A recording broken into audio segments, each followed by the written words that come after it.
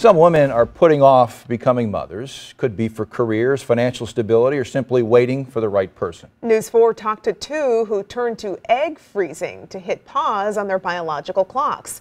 Alexis Zotos shares their stories. Dr. Argavan Salas has spent nearly half her life training to be a surgeon to help others. So I knew it was going to be long. Undergrad, medical school, a PhD, residency, and then a fellowship at Washington University. 18 years of putting her career first. Well, I always thought I would have kids. I always thought I would be married. It's a similar story for Danielle Frew.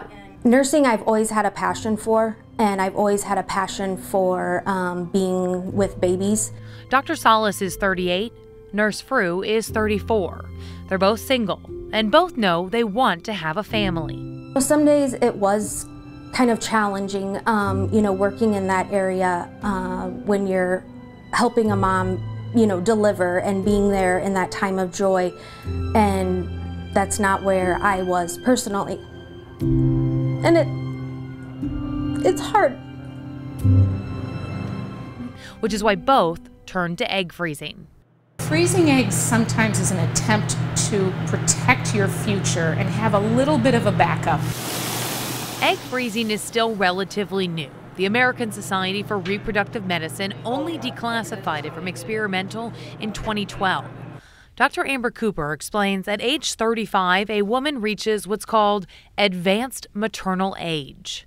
Egg pools start going down even in the 20s. And whether it's career choices or waiting for the right person, more and more women are looking to hit pause on their biological clock. I just knew the older I was getting, and just having not met the right one yet, I wasn't getting any younger.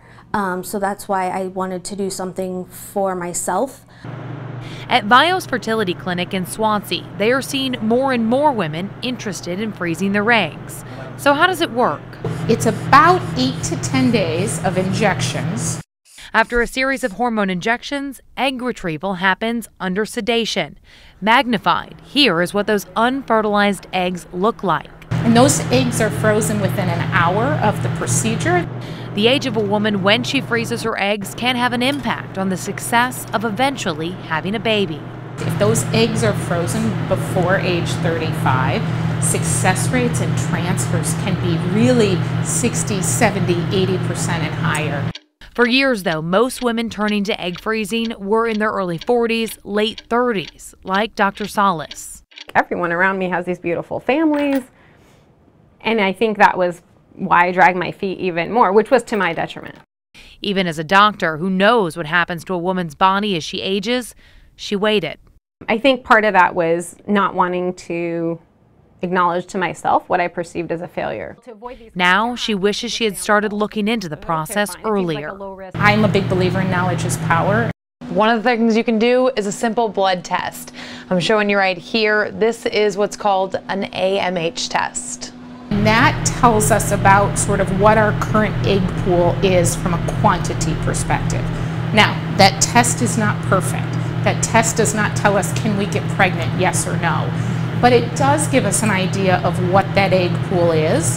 That test is what prompted Danielle to undergo 2 cycles. I now have 20 eggs frozen, which is very exciting. But it doesn't come cheap. Each cycle can be upwards of $10,000, plus more for the hormone treatments. Each vial was about $400. For Danielle, that meant taking out a loan. It's just like paying a car payment, it's another payment, but this is something that I wanted to do. Some companies like Apple and Facebook will pay for the procedure for female employees, but cost is one reason it's simply not an option for most women. It's also an expense that won't guarantee a family. You're protecting the choice to have children at a later age. It's never a guarantee, but it's a very sort of powerful thing. The research and data is incomplete, according to the American Society for Reproductive Medicine, because the process is still so new. Researchers warn it may give women and couples a false security about their ability to have children in the future. Dr. Salas has now attempted 2 cycles to freeze her eggs. they weren't successful. So I'm going to try a third protocol. It's why she wrote an article for Time magazine with the headline, "I spent my fertile years training to be a surgeon. Now it might be too late for me to have a baby." And at the end of the day, I hope to have a long career. I hope to retire. And then is anyone going to remember the paper that I published? I mean, maybe, but they're not going to come hold my hand, you know, because I wrote a great paper or got that grant. So family, ultimately, I think, is what really matters to most of us. And it's why she hopes sharing her story will create a dialogue, a chance for other young professionals to start thinking about what they want their future to look like. If I could go back to that time and do it, I would, because nothing will ever make up for not being able to have your children. Now, in that story, you saw me take a blood test, that AMH test, as a 30-year-old woman who ideally would like to wait a few years to have children.